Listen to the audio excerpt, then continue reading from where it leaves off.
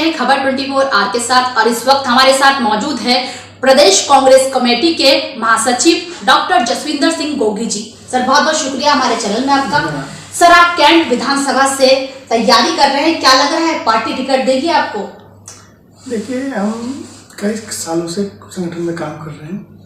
वर्तमान में प्रदेश महासचिव हूँ कांग्रेस कमेटी में। इससे पहले मैं यूथ कांग्रेस में निर्वाचित प्रदेश महासचिव रहा हूँ। उससे पहले मैं युवा कांग्रेस का लोकसभा अध्यक्ष रहा हूँ, NSY का भी मैं अध्यक्ष रहा हूँ और छात्र संघ में भी मैं रहा हूँ। तो विगत कई वर्षों से हम लोग काम कर रहे हैं और इसी बिहाफ पे हम लोग अपनी अपनी दावेदारी अपने संगठन में पेश करी है। बाकी संगठन को देखना है कि कौन एक सबसे मजबूत दावेदार आएगा। सर जब कैंट विधानसभा की सीट है उस पे लगातार भाजपा की जीत होती आई है हमेशा, लेकिन अब एक प्रत्याशी जी है आप जैसे कि सिख समुदाय से, क्या लग रहा है सिख समुदाय का पूरा सपोर्ट रहेगा या इसमें भी कुछ ऐसा रहेगा विरोध? देखिए, कैंट विधानसभा में अगर आप पिछले कई चुनाव देखें तो हरबंस कपूर जी आज तक विजय रहे हैं। उनका एक मुख्य कारण ये भी था कि जो हमारा क्षेत्र है उसमें पंजाबी समुदाय, सिख समुदाय की संख्या काफ़ी ज़्यादा है और इसमें मात्र 2012 का चुनाव अगर आप उठाएं तो हमारा जो मार्जिन था सबसे कम था कांग्रेस प्रत्याशी के रूप में, क्योंकि इसमें हमारे फादर चुनाव लड़े थे स्वर्गीय देवेंद्र सिटी और हमें 24,624 मत पड़े थे। और अगर आप परसेंटेज के हिसाब से देखें तो 40% था। उसके हिसाब से हमारा बहुत कम मार्जिन से हम लोग रह गए। अगर हमें दोबारा पार्टी मौका देती है तो हम लोग बहुत अच्छा चुनाव लड़ेंगे और मुझे लगता है कैंट विधानसभा को हम फतेह करेंगे। आज कपूर साहब हमारे बीच में नहीं है, लेकिन उनका सम्मान हमारे सदैव हमारे दिल में और हमारे पूरे परिवार में करते हैं। अगर सर 2022 में फतेह करते हैं आप तो क्या कुछ प्राथमिकताएं रहेगी जनता के लिए आपकी? देखिए, हमारी कैंट विधानसभा में काफ़ी समस्याएं हैं। सर्वप्रथम तो प्रेमनगर में कम से कम 3,000 से ज़्यादा और पटेल नगर में 3,000 परिवार ऐसे हैं जो कि पाकिस्तान से विस्थापित होकर हमारे देहरादून में बसे थे।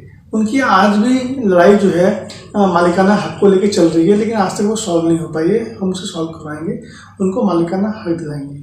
साथ साथ हमारे विधानसभा में कई मरीन बस्ती हैं जिनके मालिकाना हक को लेकर काफ़ी टाइम से संघर्ष चल रहा है और उनको मालिकाना हक दिलाने का हम काम करेंगे।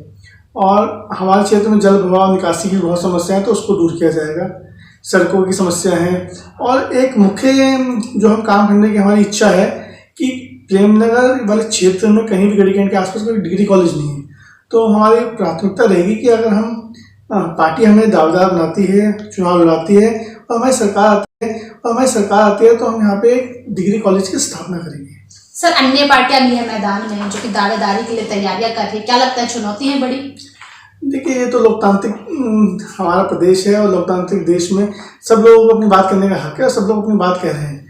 लेकिन हमें लगता है कि जो हमारी जो बाकी पार्टियां उनकी कथनी और करने में फ़र्क है और कांग्रेस जो कहती है वो करती है, तो इसमें हमारा बहुत डिफरेंस है।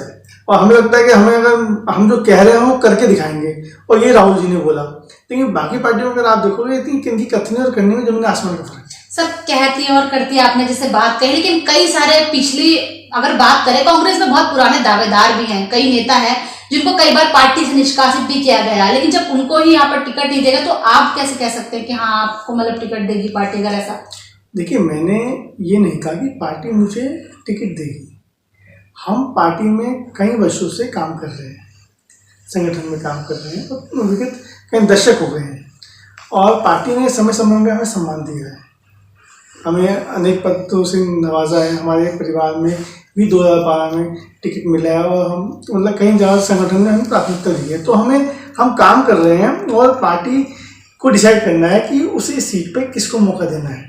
और हमें लगता है कि अगर पार्टी हमें उम्मीदवार बनाती है, भारतीय राष्ट्रीय कांग्रेस की तरफ से हम उम्मीदवार बनते हैं तो हम एक अच्छा चुनाव लड़ेंगे और इस सीट को हम फतेह करेंगे। सर एक आखिरी सवाल, जो कैंट की जनता है उससे क्या कहना चाहेंगे, क्या अपील करना चाहेंगे? देखिए, पूरी जनता को मैं एक अपनी तरफ से बोलना चाहूँगा कि अगर पार्टी ने हमें मौका दिया और आप सभी लोग हमें प्यार मिला तो जो मैंने प्राथमिकता अपनी गिनवाई कि जैसे 2-3 बहुत मूल समस्याएं हैं जो कि पिछले कई दशकों से हम लोग झेल रहे हैं।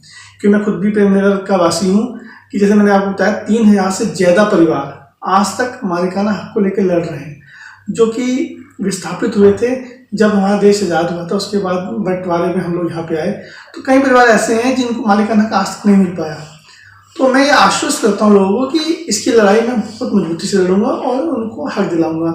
साथ साथ जैसे मरीन बस्तियों को मैंने आपको बताया, सरकार क्या कर रही है कि अपने शासन का प्रभाव करके 2 या 3 साल बढ़ा दे रही है टेन्योर। हमारा कहना है कि हम उनको संपूर्ण मालिकाना हक दिलाएंगे। आप कैंट में देखेंगे तो कहीं जल निकासी की समस्या है, कहीं पानी इकट्ठा हो जा रहा है, तो इन चीज़ों का हम एक ऐसा हल निकालेंगे जो मतलब परमानेंट हल हो, टेम्पररी हल ना हो। और यहाँ पे इस क्षेत्र में उच्च शिक्षा में डिग्री कॉलेज की स्थापना करके कई लोगों को इसमें लाभ मिलेगा।